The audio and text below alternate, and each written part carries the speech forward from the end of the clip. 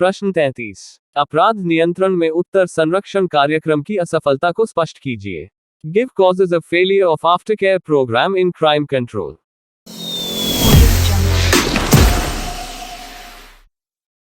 उत्तर, संरक्षण समितियां एवं संस्थाएं, after care associations and institutions.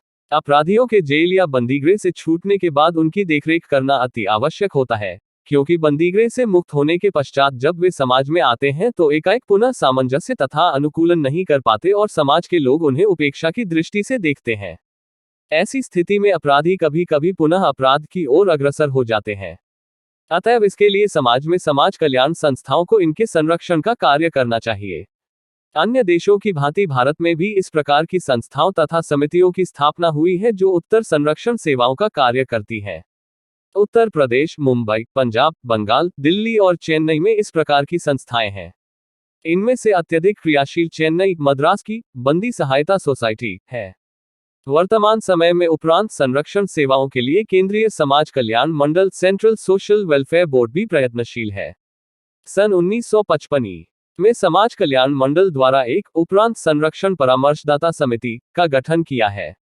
यह समिति उपरांत संरक्षण सेवा कार्य की देखभाल करती है तथा नवीन सुझावों और सेवाओं के बारे में बोर्ड को परामर्श देती है। आज इस समिति के माध्यम से समाज कल्याण मंडल द्वारा अपराध निरोध की दिशा में कार्यक्रम चलाए जा रहे हैं। क्या बात है सर, क्या बात है सर। भारत में उत्तर संरक्षण कार्यक्रम की असफलता के कारण। भारत में निम्नांकित कारणों से उत्तर संरक्षण कार्यक्रम सामान्य असफल रहा है। एक, सरकारी नीति के सैद्धांतिक और व्यवहारिक पक्ष में तालमेल का अभाव है। उत्तर संरक्षण कार्यक्रम को सरकारी आंकड़ों में काफी बड़ा चढ़कर दर्शाया गया है, जबकि वास्तविकता इससे परे है। 2, अपराधियों के प्रति समाज का परंपरात्मक दृष्टिकोण उत्तर संरक्षण कार्यक्रम की असफलता का एक अन्य कारण है। समाज यह मानकर चलता है कि जिसने एक बार अपराध किया है वो पुनः अपराध की ओर प्रवृत्त होगा।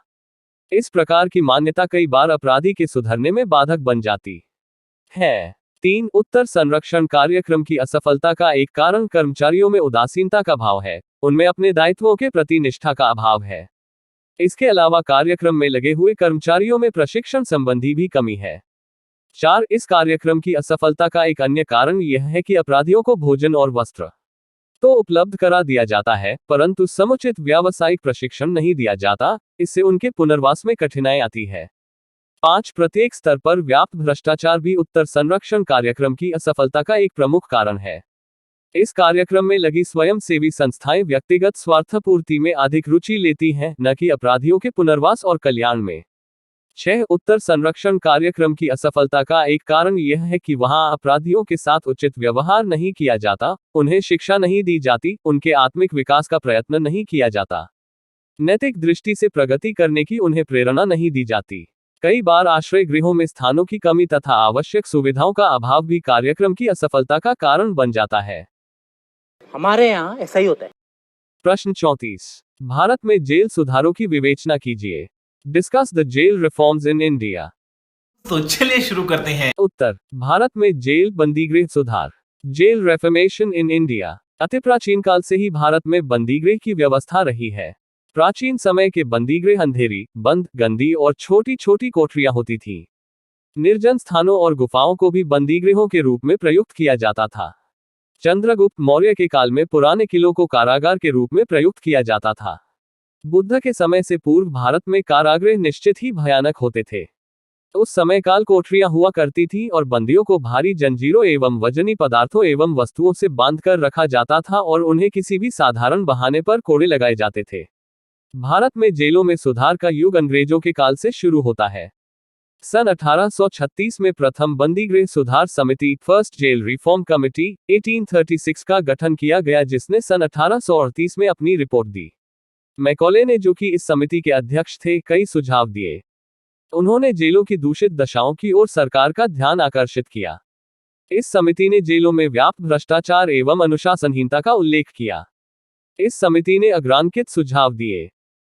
भाई ने बोला करने का तो करने का। एक केंद्रीय कारागृह की स्थापना की जाए जिसमें उन्हें अपराधियों को रखा जाए जिनकी सजा की अवधि 1 वर्ष से अधिक हो तथा इस बंदीगृह में 1000 कैदियों के रहने की व्यवस्था हो।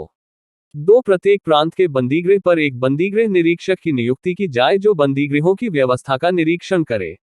इस सुझाव के आधार पर ही उत्तर प्रदेश में सन 1844 में तथा पंजाब, मुंबई व चेन्नई में बंदीगृह निरीक्षकों की नियुक्तियां की गई और आगरा व बरेली में केंद्रीय कारागार स्थापित किए गए। सन 1864 में द्वितीय बंदीगृह सुधार समिति की स्थापना की गई। इस समिति ने निम्नलिखित सुझाव दिए। 1. बंदीगृहों की दशाओं में सुधार किया जाए और उनमें भोजन, वस्त्र एवं बिस्तर की समुचित व्यवस्था की जाए। 2. केंद्रीय और जिला बंदीगृहों में चिकित्सकों की नियुक्ति हो और कैदियों की समुचित चिकित्सा की व्यवस्था की जाए। 3. अपराधियों का अपराध की गंभीरता के आधार पर वर्गीकरण किया जाए। 4. केंद्रीय बंदीगृहों में 15% अपराधियों के निर्जनवास की सुविधा हो। बात तो सही है। इसके बाद सन 1877 में तृतीय, सन 1889 में चतुर्थ एवं सन 1892 में पंचम बंदीगृह समितियों का गठन किया गया, जिन्होंने जेल सुधार संबंधी अनेक सुझाव दिए। सन 1894 में बंदीगृह अधिनियम बना, जिसके द्वारा अपराधियों को कोड़े लगाने पर रोक लगा दी गई। अपराधियों का अपराध के अनुसार वर्गीकरण किया जाने लगा तथा भारत के सभी बंदीगृहों में एकरूपता लाने का प्रयास किया गया। सन 1920 में सर अलेक्जेंडर कार्ड्यू की अध्यक्षता में भारतीय बंदीगृह समिति की स्थापना की गई। इस समिति ने कैदियों के प्रति सुधारात्मक एवं मानवतावादी दृष्टिकोण अपनाने पर बल दिया। इस समिति ने जेल को दंड स्थल के स्थान पर सुधार स्थल मानने की सिफारिश की। इसकी प्रमुख सिफारिशें निम्नांकित थीं। 1. बंदीगृहों की देखभाल प्रशिक्षित अधिकारियों द्वारा की जाए। बंदीगृह अधीक्षक वे हो जिन्हें बंदीगृहों का अनुभव हो। इस कार्य के लिए पुलिस अधिकारी एवं सेना के डॉक्टरों को लगाया जा सकता है। 2. प्रत्येक बंदीगृह में एक चिकित्सक की नियुक्ति की जाए जो जेल अधीक्षक के अधीन हो। 3. बंदीगृहों के द्वारपाल पढ़े लिखे हों। 4. बंदीगृहों में अपराधियों का वर्गीकरण किया जाए। आदतन अपराधी एवं आकस्मिक अपराधी को अलग अलग किया जाए। 5. अपराधियों से परिश्रम कराया जाए। 6. अपराधियों को कोड़े न लगाए जाएं। 7. अपराधियों को पत्र लिखने एवं पत्र प्राप्त करने की छूट दी जाए। 8. अपराधियों को अपने मित्रों एवं रिश्तेदारों से मिलने की छूट दी जाए। ये बड़ी अच्छी बात कही आप। 9. बंदीगृहों में पुस्तकालयों की व्यवस्था की जाए। 10. बंदियों को पहनने के लिए 2 जोड़ी वस्त्र दिए जाएं। 11. उन्हें पौष्टिक व अच्छा भोजन दिया जाए। 12. अपराधियों को पैरोल पर छोड़ने की व्यवस्था की जाए। 13. जब अपराधियों को जेल से मुक्त किया जाए तो उन्हें कुछ मदद भी दी जाए जिससे कि वे अपने परिवार एवं समाज में सामंजस्य कर सकें। 14. बाल अपराधियों के लिए बाल बंदीगृहों की व्यवस्था की जाए तथा उन्हें आजीवन कारावास वाले कैदियों से पृथक रखा जाए। 15. भयंकर अपराधियों के अलावा अन्य अपराधियों को अंडमान निकोबार नहीं भेजा जाए। 16. अपराधियों से निर्माण कार्य करवाया जाए। सन 1919 में भारत सरकार अधिनियम के अंतर्गत जेल विभाग प्रांतीय सरकारों को सौंप दिया गया। इससे बंदीगृह सुधार कार्यों को धक्का लगा और आज विभिन्न प्रांतों में बंदीगृहों की भिन्न भिन्न स्थितियां हैं। देखा आपने लापरवाही का नतीजा है। सन 1946 में उत्तर प्रदेश जेल सुधार समिति नियुक्ति की गई। इस समिति ने कई सुझाव दिए, जैसे बाल अपराधियों का वर्गीकरण बाल अपराधी, वयस्क अपराधी, महिला अपराधी, आकस्मिक अपराधी, आदतन अपराधी, मनोवैज्ञानिक अपराधी तथा शारीरिक विकृत अपराधियों में किया जाए। वर्तमान में उत्तर प्रदेश में वयस्क अपराधियों एवं बाल अपराधियों के लिए अलग अलग जेलें हैं। लखनऊ में आदर्श जेल है तथा अपराधी स्त्रियों के लिए बंदी नारी निकेतन भी है। सन 1962 में राजस्थान में और सन 1972 में बिहार में कारागृह सुधार समितियों की स्थापना की गई। इन्होंने भी जेल सुधार के अनेक सुझाव दिए। सन 1951 में संयुक्त राष्ट्र संघ के एक विशेषज्ञ वाल्टर एक्लेस ने जेल सुधार संबंधी कई सुझाव दिए।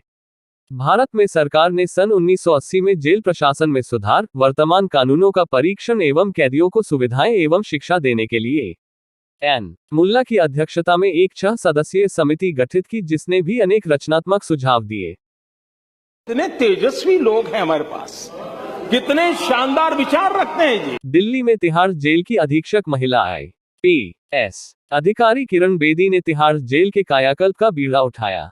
उन्होंने जेल व्यवस्था में कई परिवर्तन किए, कैदियों को सुधारने हेतु कदम उठाए। उन्होंने कैदियों हेतु कई कार्यक्रम प्रारंभ किए, जैसे योग, विपश्यना, प्रार्थना, हवन आदि कार्यों द्वारा बंदियों को सद्मार्ग पर चलने हेतु प्रोत्साहित किया।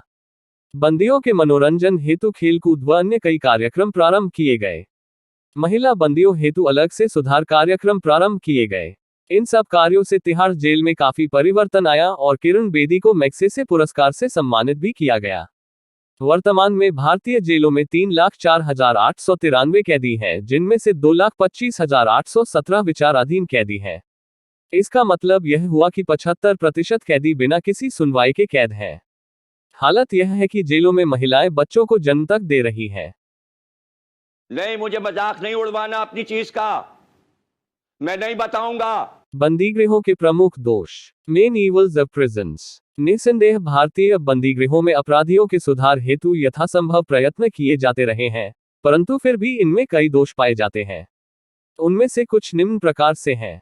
1. अधिकांश कारागृहों में सभी प्रकार के अपराधियों को एक साथ ही रखा जाता है, जिससे प्रथम अपराधी भयंकर अपराधी की संगति में रहकर अधिक अपराधी प्रवृत्तियों को साथ लेकर जेल से बाहर आता है। अतः अपराधी में सुधार नहीं होकर अनेक नवीन बुराइयां आ जाती हैं।